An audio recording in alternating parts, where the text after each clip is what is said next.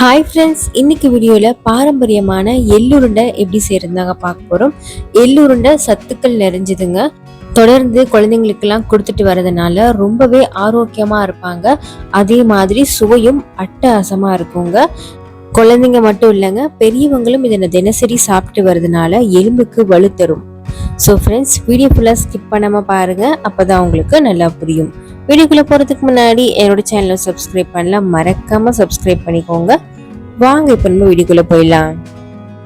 First எள்ளு wash பண்ணி எடுத்துக்கலாங்க. நான் இன்னைக்கு 1.5 கிலோ கருப்பெள்ளு எடுத்திருக்கேன். இது எல்லாத்தையும் ஒரு பவுலில் சேர்த்துட்டு நல்லா வாஷ் பண்ணி எடுத்துக்கலாம். இதில் பார்த்தீங்கன்னா கல் தூசியெல்லாம் இருக்க வாய்ப்பு இருக்கு. ஸோ இந்த மாதிரி ஒரு 3 வாட்டி நல்லா வாஷ் பண்ணி எடுத்துக்கோங்க. அடியில் பார்த்தீங்கன்னா கல் ஏதாச்சும் தேங்கி இருந்துச்சு அப்படின்னா நீங்கள் இதை எடுத்துருங்க.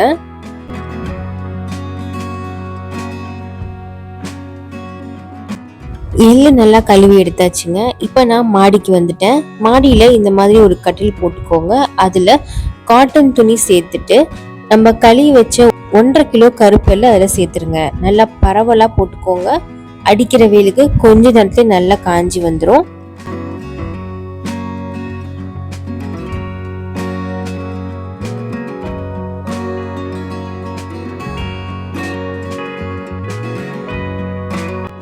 எள்ளு பார்த்தீங்கன்னா நல்லா பரவலாக போட்டாச்சுங்க.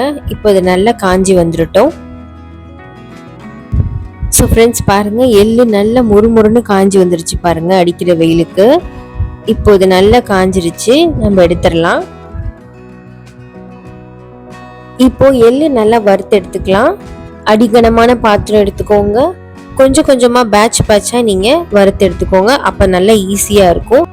அடுப்பை ரொம்ப ஹைலியும் வைக்காதீங்க, ரொம்ப லோவிலையும் வைக்காம மீடியம் ஃப்ளேமில் வச்சுட்டு நல்லா வறுத்து எடுத்துக்கோங்க, கைவிடாமல். எள்ளு நல்லா வறுபட்டுருச்சுன்னா நல்லா படப்படன்னு பொரிஞ்சு வரும். அப்போ ஸ்டவ் ஆஃப் பண்ணிட்டு வேற பாத்திரத்துக்கு மாற்றிடுங்க. எள்ளு பார்த்தீங்கன்னா நல்லா படப்படன்னு வெடிக்க ஆரம்பிக்குது. இப்போ பார்த்தீங்கன்னா எள்ளு நல்லா வறுபட்டுருச்சுன்னு அர்த்தம்.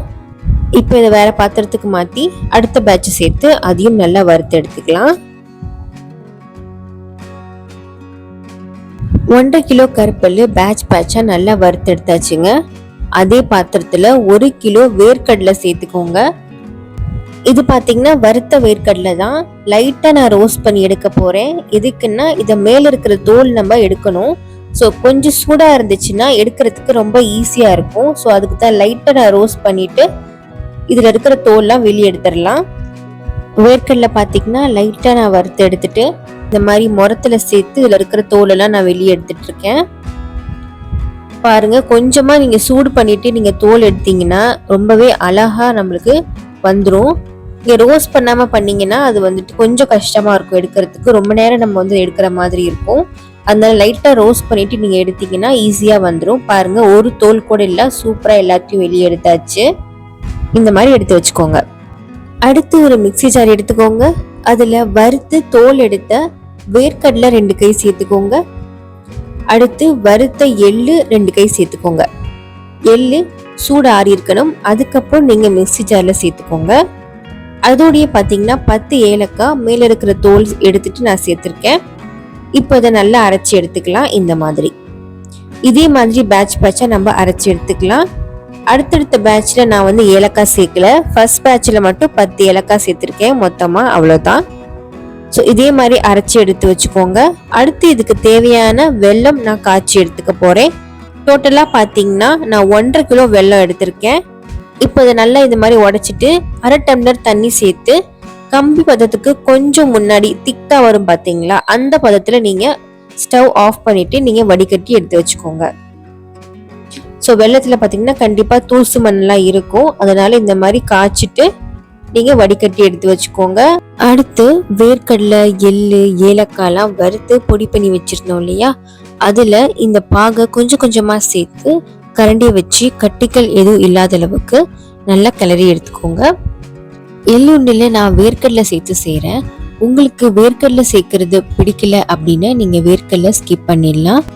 இப்போ பார்த்தீங்கன்னா கொஞ்சம் கொஞ்சமாக பாகு சேர்த்து கட்டிகள் எதுவும் இல்லாத அளவுக்கு நல்லா கிளறி எடுத்தாச்சு. நான் முன்னாடியே சொன்ன மாதிரி எள்ளில் நிறைய கால்சியம் அயன் சத்துக்கள் இருக்கு. அதே மாதிரி வேர்க்கடலையில புரோட்டீன் சத்துக்கள் இருக்குதுங்க. இந்த மாதிரி பாரம்பரியமான எள்ளு உருண்டை குழந்தைங்களுக்கு கொடுத்துட்டு வரதுனால அவங்க ரொம்பவே ஆரோக்கியமா இருப்பாங்க.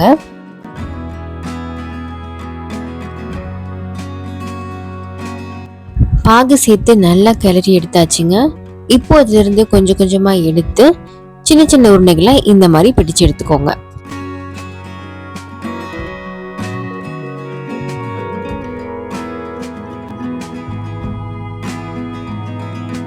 எள்ளுருண்டை சின்ன சின்ன உருண்டைகளா பிடிச்சு எடுத்தாச்சுங்க.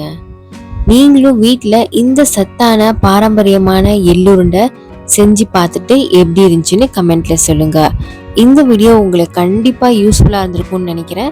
மறக்காம என் சேனலுக்கு சப்ஸ்கிரைப் பண்ணிக்கோங்க. இந்த வீடியோ பிடிச்சிருந்தா லைக் பண்ணிக்கோங்க. உங்க ஃப்ரெண்ட்ஸ் அண்ட் ஃபேமிலிக்கும் ஷேர் பண்ணிக்கோங்க. அப்படியே கூட இருக்கிற பெல் சிம்பிளை கிளிக் பண்ணிக்கோங்க. அப்பதான் நான் போற வீடியோஸ் நோட்டிபிகேஷன்ல வரும்.